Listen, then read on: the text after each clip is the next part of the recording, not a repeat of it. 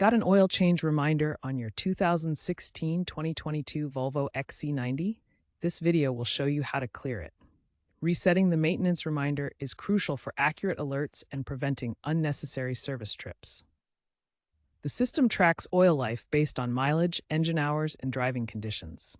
Failing to reset after maintenance can lead to ignored warnings and potential engine wear. There are generally two methods for doing this, either manually or through the Volvo app. Let's dive into the manual reset procedure, which works for most models.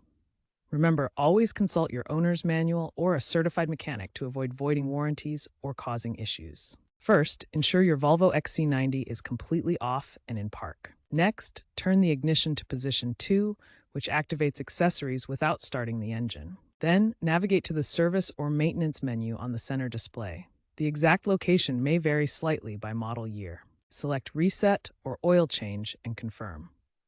For 2016-2018 models, press and hold a button on the steering wheel or dashboard for 5 to 10 seconds. For newer models, use the Service Reset function in the Volvo app. Always verify the reset was successful, and remember, this should only be done after a genuine oil change.